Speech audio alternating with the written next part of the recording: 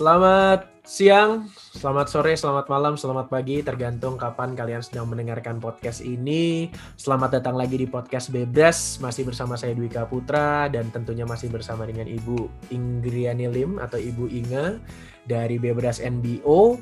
Hari ini kita episode keempat dan kita akan membahas lebih lanjut kali ini justru tentang tantangan Bebras, CT dan tantangan Bebras. Tapi sebelum kita ke sana, kita sapa dulu. Halo Bu Inge, apa kabar Bu? Sehat Bu? Halo, selamat pagi, selamat siang, selamat malam, dimanapun berada. Sehat Bu Inge ya, sehat-sehat ya Bu. Meskipun sehat, alhamdulillah. Harus sehat, harus semangat, salam Bebras terus, mantap. Bu, sebelum kita bahas nih soal tantangan Bebras, aku mau refresh sedikit kali ya. Episode 3 kemarin kita bahas soal assessment atau penilaian dalam CT. Kita ada bahas sedikit soal resep rawon katanya ya, tentang assessment itu.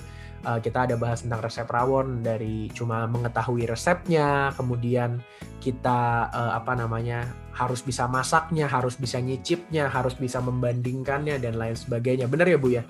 Untuk assessment seperti itu ya Bu ya. Jadi memang assessment dalam CT itu tidak hanya berupa penilaian, tapi juga memang apa kemarin istilahnya dibadanin gitu, betul-betul dihayati dihayati dan diamalkan lah si CT-nya ini dalam kehidupan sehari-hari, dalam pembuatan keputusan dan lain sebagainya. Nah, dan proses penting, proses bukan hasil, proses ya kan? Bukan hasil, betul. Ya. Jadi harus masuk ke dalam bagian dari proses pembuatan keputusan dan sebagainya ya Bu ya. Nah, kenapa hari ini saya tadi membahas soal itu dulu? Karena mungkin salah satu konsepsi atau pemikiran yang ada di teman-teman guru atau di teman-teman yang mungkin sudah mengikuti Bebras adalah tantangan Bebras. Tantangan Bebras ini kan sudah ada dari bertahun-tahun yang lalu gitu ya, dan Indonesia sudah ikut dari 2016 ya kalau nggak salah ya Bu ya. Ya, dan jumlahnya juga semakin banyak. Lalu banyak yang berpikir, oh berarti jangan-jangan kita ikut pelatihan Bebras ini untuk goalnya adalah untuk menang di tantangan Bebras atau Bebras Challenge gitu. Mungkin Bu Inge bisa cerita sedikit soal Bebras Challenge dulu Bu. Tantangan Bebras itu sudah dimulai sejak tahun, sebentar, aku cek lagi supaya tidak salah, ya, tahun 2003. 2003, udah 20 2003, bayangkan sebuah komunitas kecil negara-negara Eropa Timur khususnya, diinisiasi oleh Bu Valentina, itu mulai bikin kontes. Tadinya memang kontes untuk informatics, tadinya untuk algoritma. Tetapi kemudian dengan bergesernya perkembangan dunia, computational thinking menjadi penting, maka Bebras ini bergeser dan fokus ke computational thinking dan bukan lagi disebut competition tetapi challenge, tantangan. Tujuannya tantangan ini memantik memercikkan api kecil supaya anak itu mulai berpikir tanpa latar belakang apapun. Jadi hanya mendasar tantangan Bebras ini nggak perlu pengetahuan sebelumnya. Ini yang unik. Jadi kalau kamu ikut Kangguru, ikut yang lain kan harus tahu matematik kan. Sebetulnya hanya logical thinking, computational logics yang dibilang oleh Mas Menteri kita tuh computational logics, computational thinking, 3 menit per soal. Kategorinya itu ada 6 kategori, mulai anak 5 tahun sampai 18 tahun. Terus diharapkan setelah dia ikut tantangan itu dan mencoba, dia belajar. Jadi soal-soal tantangannya akan dipakai sebagai bahan belajar, bukan alat tes. Ini yang agak beda karena banyak orang menanyakan, apakah kalau aku ini lulus Bebras, dapat full score, itu artinya aku bisa computational thinking. Jadi ini sudut pandangnya, desain awalnya agak beda ya. Bahwa pada akhirnya beberapa negara itu menganggap ini sebagai challenge, ini setengah kompetisi untuk dapat penghargaan, dapat sertifikat, itu cerita lain. Tapi intinya tantangan Bebras ini internasional. Kalau sekolah itu ikut, maka dia ikut di platform internasional. Boleh dibilang karena soalnya walaupun tidak identik akan hampir sama seluruh dunia. Nanti kalau mau bisa kita bahas apa itu Bebras task. Bukan soal. Jadi task apa ya? Kalau kami di tugas. Jadi tugas untuk menyelesaikan suatu persoalan secara natural. Kalau anak itu bisa matematik, bisa whatever, dia akan bisa jawab gitu. Nah, ini uniknya kemarin ada anak dari madrasah yang saya sangat senang ngomong, senengnya menjawab soal Bebras itu nggak mikir ini soal matematik, fisika, kimia, tapi just solve and give your solution gitu. Itu yang cerita Jus kemarin kan. Iya, jadi multidisipliner ya Bu ya, udah nggak terpaku pada mata pelajarannya, sudah tidak terpaku pada sebenarnya ini matematika, fisika, kimia dan sebagainya, tapi ini malah mungkin bisa dibilang ada real life problemnya juga kali Bu ya, betul ya? Ya, itu literasi dan literasi berpikir abad ke-21. Itu disposisi karena kapanpun kamu perlu solusi, di otak anak ini udah punya pattern sebetulnya yang akan keluar dengan sendirinya. Dan tadi itu karena ini persoalan kehidupan sehari-hari, persoalan hidup ini sebetulnya kan bisa ada kimianya, ada fisikanya, ada berhitungnya, ada biologinya, ada kemanusiaan, empatinya, macam-macam, ada ilmu sosialnya. Nah, ini yang sebetulnya menarik soal Bebras ini untuk dicoba gitu. Oke. Bu, tadi sebenarnya tadi kan ada satu hal yang menarik juga Bu. Bu Inge ada sebut soal ada negara-negara yang menganggap ini sebagai setengah kompetisi gitu. Ada juga kalau boleh saya sebut sebagai miskonsepsi atau mungkin kesalahpahaman gitu ya, bahwa berarti kalau saya menyelesaikan Bebras Challenge artinya saya sudah mahir CT misalnya, atau saya sudah mengerti tentang CT gitu. Sedangkan tujuan awalnya adalah sebetulnya memantik atau men-trigger gitu ya, memicu anak-anak untuk lebih mencintai Bebras, lebih mencintai problem solvingnya sendiri. Betul Bu, kalau boleh saya bilang seperti itu ya? Betul, dan bahwa ada tambahan untuk itu prestasi menurut saya nggak salah juga kan? Gitu kan? Kalau Indonesia kita udah ikut berapa tahun ya Bu? Sejak 2016 kami itu diajak walaupun belum full member, kami udah mengadakan gitu. Angkanya nanti mungkin dijelaskan. Nah, itu sangat mendadak kan. Ceritanya itu angkanya itu mula-mula itu cuma 1.000 ya. 1.553 anak pada tahun 2016. Jadi cuma 1.553, tapi mengumpulkan segitu banyak anak untuk sebuah challenge online menurut saya prestasi yang luar biasa berkat Biro Bebras. Yaitu teman-teman yang volunteering untuk ikut dan mau mengadakan walaupun tidak ada kompensasinya, tidak apa-apa, demi kecintaan aja untuk membangun negeri ini. Amin. 1.553 tahun 2020 jadi 16.000. 10 kali lipat itu ya? Ya, 10 kali lipat lah. Dan itu masa pandemi ya, 16.186. Menurut saya itu berkat jasa dari para Biro Bebras, terutama Biro-Biro Bebras yang awal. Itu yang program studi informatika dari Universitas Maranatha, kemudian Atma Jaya Yogyakarta, itu yang core-nya 2 itu di awal.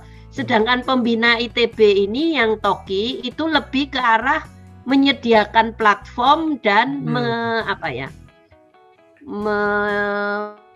menyelenggarakan dengan pengalaman kompetisi sains nasional kan. Iya, Bu, kebetulan mumpung Ibu sebut kompetisi sains nasional, sebenarnya ada nyambungnya nggak atau ada hubungannya nggak antara Bebras Challenge ini dengan Olimpiade sains yang sekarang banyak, atau sekarang kalau istilah nomenklaturnya kompetisi sains gitu ya? Ada hubungannya kah? Apakah mereka kayak kakak beradik gitu atau gimana menurut Ada. Ibu? Jadi sebetulnya negara-negara anggota Bebras ini sekitar 50 negara itu subset dari International Committee dan coachnya negara-negara peserta International Olympiad in Informatics. IOI ya Bu ya? IOI. Tapi mereka itu merasa bahwa IOI ini terlalu tinggi. Hanya 4 anak per negara dari 87 negara ini dan mahal. Dulu kan selalu onsite. Iya. Kalian tahu bahwa karena kami orang komputer itu malah sangat parno, internet diputus, macam-macam lah demi keamanan. Nah, we know all the problems ya Bu ya. betul, karena we know all the problem security, jadinya jadi suatu sistem yang kalau orang yang bukan informatik nggak begitulah ya. Ini mereka merasa bahwa informatik itu terlalu tinggi sehingga dibutuhkan anak tangga untuk mencapai IOI. Oh ya. Dan saat ini ada 4 anak tangga menuju IOI. Yang paling basic itu Bebras. Berikutnya ada robotics sama visual programming, itu step berikutnya. Terus junior Olympiad, baru International Olympiad in Informatics. Nah, IOI sendiri itu sebetulnya bukan programming. Ini yang orang suka keliru. Problem solving. Problem solving yang solusinya algoritmik dan program ujungnya. Nah, untuk ke sana itulah yang selalu di beberapa ceramah saya, orang harus mulai dari step kecil, sederhana untuk bisa solve problem yang luar biasa dahsyat, aku bilang, kompleksitasnya. Gitu. Oke. Bu Inga, berarti feel free to correct me ya Bu. Berarti sebenarnya Bebras ini itu adalah sebuah Bebras dan ya oke. Berarti sebenarnya dari Bebras sampai ke Informatics IOI tadi itu, ini sebenarnya kan kalau kita tarik payungnya si computational thinking-nya itu sendiri ya Bu gitu. Bebras ini adalah yang paling basic, yang paling intuitif karena tidak terikat pada mata pelajaran tertentu, tidak terikat pada bidang keilmuan tertentu. Tapi apakah berarti karena tadi kan kita dari umur 5 sampai 18, sedangkan IOI sendiri kan berhenti di umur 18 gitu. Ya. Apakah berarti sebenarnya Bebras ini anak tangga yang harus diikutin secara berurutan gitu, konsekuensial, atau sebenarnya jangan-jangan seperti metode AADP seperti 4 pilar AADP yang sebenarnya bisa diputar-putar, ditukar-tukar. Takutnya kan ada anak-anak yang sekarang, gue udah ikut junior Olimpiad, nggak perlu lah saya belajar lagi Bebras gitu, atau gimana Bu Inga? Menurut Bu Inga? Menurut aku ada sudut pandang yang beda juga. Jadi Bebras ini untuk semua, untuk orang rata-rata, untuk massal. Jadi untuk logical thinking, computational logic, computational thinking, orang siapapun perlu. IOI itu atlet beneran, nggak semua orang harus jadi atlet, tapi berenang itu contohnya kalau aku ngambil berenang, itu perlu kan, karena kalau kita banjir, kalau ada apa, kita harus bisa berenang. Jadi inilah bedanya menurut saya, tidak harus semua menuju IOI, tapi nice bahwa Bebras ini menjadi kemampuan rata-rata berpikir seperti halnya berhitung, membaca gitu. Berarti dikotominya mungkin adalah Bebras ini essential skills-nya. Essential skills-nya, sementara si IOI is a competitiveness-nya lah, sebuah yang memang diperadukan, yang memang dipertandingkan dan lain sebagainya. Pride-nya lah Bu ya berarti. Ya, dan 4 anak setiap negara kan jadi mengeliminir banyak sekali orang kan. Ya. Nah mungkin yang kita nanti harus ciptakan yang junior olimpiad itu lebih banyak dan sebagainya. Karena Indonesia kekurangan developers. Oh. Untuk software developers ya. Cuma Bebras ini bukan untuk jadi developers, untuk berkontribusi di dunia digital dengan nyaman dan membentuk nanti suatu hari bukan software developers tetapi kontributor ide supaya lahir software dan pemakai yang baik gitulah. Ya, paham. Jadi sebenarnya jadi gimana ya? Mungkin kalau saya gambarin juga nih teman-teman Bebras, mungkin seperti ini. Saat ini software developers itu kan sebetulnya menerima dan menjawab masalah yang timbul dari dunia nyata gitu. Sedangkan yang lebih mengerti dunia nyatanya itu kan masing-masing keilmuan. Yang akan lebih mengerti masalah kimia ya orang yang ngerti kimia. Yang lebih ngerti masalah pertanian ya orang pertanian. Tapi kalau semuanya punya kerangka berpikir dan punya pemahaman dasar yang sama tentang computational thinking, ini akan jauh lebih mudah diterjemahkan oleh nantinya software developer, oleh programmers dan lain sebagainya menjadi sesuatu yang bisa digunakan. Mungkin seperti itu ya Bu Inga ya? Ya, jadi seperti baca tulis aja untuk anak-anak, semua anak bisa literasi numeracy, ini literasi berpikir. Jadi pada situasi apapun dia akan mengambil keputusan yang efisien, efektif, terstruktur gitu kan. Bisa dalam situasi sulit apapun dia bisa tahu mana yang penting dan tidak penting. Itu kan di kehidupan sangat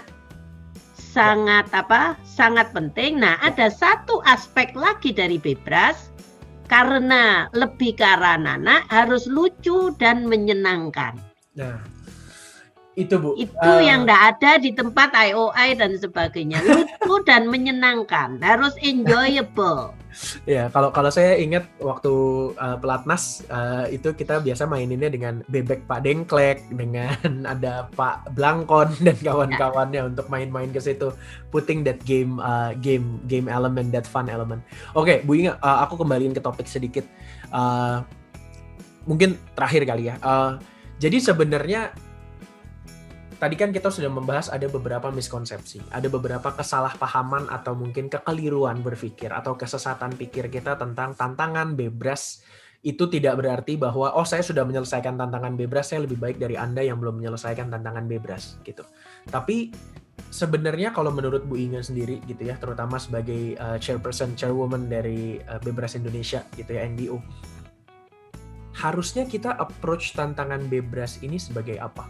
Saya sudah menyelesaikan tantangan Bebras, atau misalnya saya baru anak 18 tahun gitu, saya sudah menyelesaikan tantangan Bebras, harusnya artinya apa buat saya? Dan langkah selanjutnya buat saya tuh harusnya ngapain gitu, menurut Bu Inga?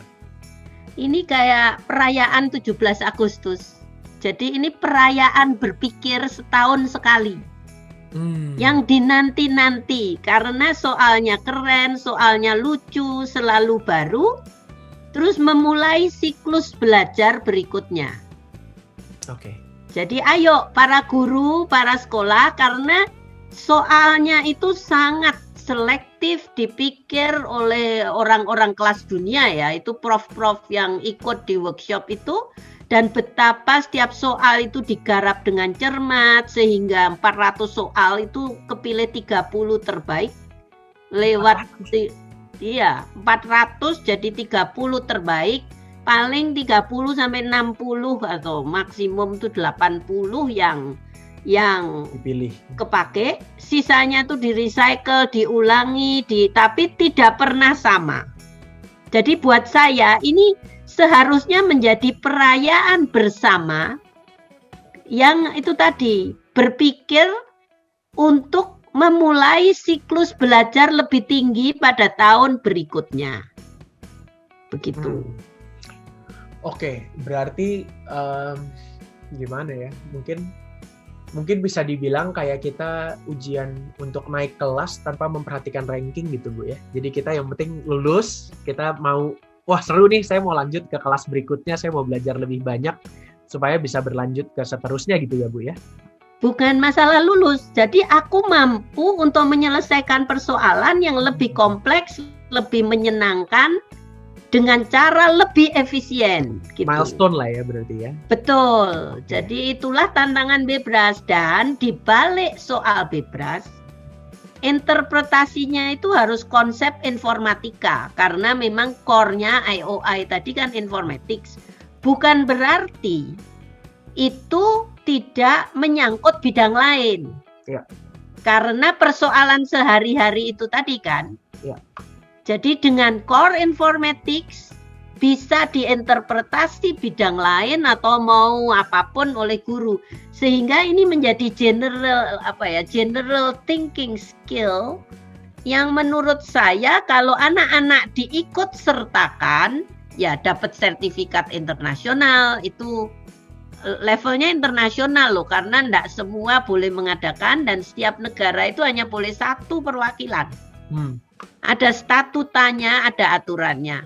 Gratis, tidak bayar, kecuali beberapa ya nanti hanya ganti sertifikat karena misalnya bironya memang membutuhkan itu dulu ngasih jajanan, karena dulu onsite kan anak mesti dikasih makan, dan itu sangat minim lah. Kalau nggak salah artinya, ada maksimalnya kan Bu ya?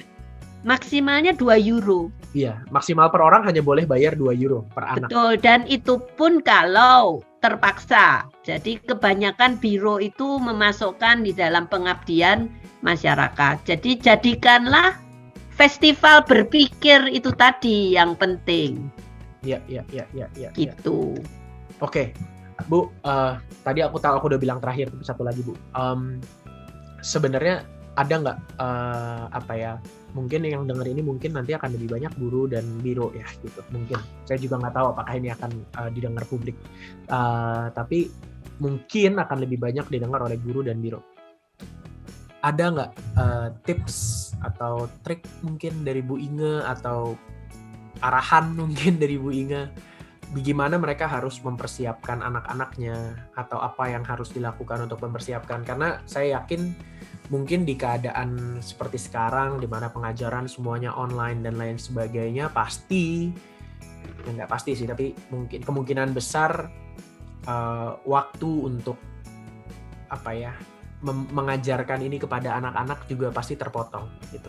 Pasti lebih sedikit, pasti lebih sulit, karena fokus di materi utama di sekolah aja udah pontang-panting mungkin gitu ya gitu. Gimana menurut Bu Inge, gimana caranya saya tetap bisa mempersiapkan anak-anak saya untuk mengikuti tantangan Bebras atau Bebras Challenge yang setahun sekali festival perayaan berpikir ini dalam keadaan seperti sekarang, terutama belajar dari 2020 kemarin, kita Maret sampai November ya, kita pelaksanaan kalau nggak salah November ya, Bebras Challenge 2020 November atau Oktober saya lupa. Sekarang kita udah full 1,5 tahun belajarnya semua online. Ada tips dari Bu Inge untuk mempersiapkan? Sebetulnya nggak ada, ajari aja anak itu. Kalau SD harus dibuatkan akun ya, karena anak SD kan nggak mungkin dia create account dan sebagainya. Kalau SD kasihin aja akun, password disimpan oleh guru, anak itu bisa akses menjawab, mikir ngeklik gitu. Itu SD. SMP mulai karena sejalan dengan pelajaran informatika di Indonesia, anak itu tetap akun itu dikontrol oleh guru, latihan online cara menjawab. Kalau sisanya sih nggak ada. Dan untuk daerah yang susah internet, itu gurunya kan kami menyediakan beberapa buku yang bisa di-download, ada kartu yang bisa dipakai latihan. Gitu. Nanti semoga di masa depan ada platform yang lebih HP juga bisa kok. Sekarang ini kan platformnya itu udah cukup nyaman untuk diakses pakai HP. Ya. Tahun lalu itu banyak sekali yang pakai HP. Jadi menurut saya ikutkan aja, anak itu tertarik, ikut mikir, sudah senang gitu, dan sekaligus ini persiapan tes assessment kompetensi minimum. Ya. Karena ada literasinya, ada informatik itu sebenarnya kan sebuah ilmu baru yang berakar ke matematika, tapi untuk solve secara algoritmik komputasinya. Jadi menurut saya nggak ada persiapan khusus. Join us, kontak biro, nanti tolong ditayangkan ya di mana websitenya terutama itu. Di akhir video ini. Ya. Jangan lupa juga mungkin ini tadi ada titipan pesan juga dari Bu Inge. Jangan lupa setelah tantangan Bebras bukan berarti istirahat lalu nunggu seminggu sebelum tantangan Bebras terus anak-anaknya dikebut lagi. That's just not why tantangan Bebras was made in the first place ya Bu Inge ya, karena tujuannya supaya justru abis tantangan Bebras kita semangat lebih lanjut. Oke, saya belajar lagi, semangat lagi, mungkin ibaratnya masih panas-panasnya gitu, lalu disiapin lagi buat yang tahun depannya lagi dan siapin lagi sampai akhirnya jadi sebuah habit dan kebiasaan terus-menerus gitu ya Bu Inge ya. Ya, dan satu hal, makin lama itu kemarin permohonan untuk si kecil itu makin banyak. Si kecil itu Bebras yang umur ini peminatnya lebih banyak di SD. SMP itu agak susah. Ya. SMA itu makin susah dan nggak lucu katanya. Nah, oleh sebab itu kemarin banyak permintaan karena gurunya yang ngerti si kecil ini anak TK itu penting, maka orang tua menjadi mengikutkan anaknya dan boleh didampingi oleh orang tua kalau si kecil. Tapi orang tuanya jangan ikut jawab ya. Ya. Menjelaskan pertanyaan boleh, tapi jawab boleh. Tapi bukan menjelaskan lah, membacakan ya. Karena kalau menjelaskan nanti pertanyaannya jadi lebih jelas, itu udah indikasi solusi. Jangan-jangan sebenarnya orang tuanya juga nggak bisa jawab, tahu? Bisa jadi. Ya, itulah. Tapi menyenangkan sekali. Semoga makin banyak yang ikut tantangan Bebras. Silakan kontak kami.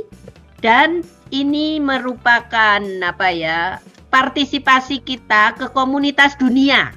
Ini sesuai sekali dengan berkebinekaan global di dalam profil pelajar Pancasila. Mantap. Dan globalnya ada 2, global dunia nyata, global dunia digital. Mantap. Oke, jadi saya simpulkan aja sederhana bahwa sebetulnya kalau kita bicara tentang tantangan Bebras, sebetulnya masih sedikit nyambung dengan asesmen yang kita bahas di episode sebelumnya, tapi jangan di-treat sebagai sebuah ujian, bukan di-treat sebagai sebuah kelulusan dan sebagainya, tapi tantangan Bebras ini justru perayaan, sebuah festival perayaan, kalau tadi meminjam kalimat Bu Inge, bagaimana kita merayakan berpikir, kita merayakan computational thinking, kita merayakan mengerjakan soal problem solving dan lain sebagainya untuk menjadi pemantik kita untuk semakin belajar lebih banyak ke depannya. Dan juga untuk guru-guru, untuk orang tua murid mungkin yang nonton video ini, jangan ragu kontak, nanti setelah ini akan saya kasih biro-biro dan kontak-kontaknya, atau bisa juga kontak email kami di bebras.or.id, nanti saya kasih emailnya juga. Do contact us kalau misalnya ada yang mau ikut, mau persiapan, mau cari tahu gimana caranya, karena memang computational thinking dan Bebras ini bukan hanya suatu pengetahuan eksklusif yang dimiliki sebagian kecil orang, tapi sebaiknya dimiliki sebanyak-banyaknya orang karena untuk kebaikan umat manusia dan kontribusi terhadap kehidupan global. Mantap. Dan anak kita bisa full score seperti halnya anak lain di belahan dunia manapun. Betul, soalnya sama. Dengan soal yang sama. Mantap, itu. Jadi itu kita nggak kalah sama yang lain. Yes. Oke. Terima kasih banyak Bu Inge, obrolannya seru sekali. Thank you banget Bu Inge. Nanti kita join us. Yes, nanti kita ketemu lagi di podcast-podcast selanjutnya. Terima kasih buat teman-teman yang udah nonton. Bisa ditonton video-video sebelumnya juga, dan kalau misalnya ada topik yang kalian ingin kita bahas di podcast Bebras ini, silakan taruh di kolom komentar juga. Terima kasih banyak. Selamat pagi, siang, sore, dan malam. Salam Bebras. Sampai ketemu lagi. Terima kasih. Terima kasih.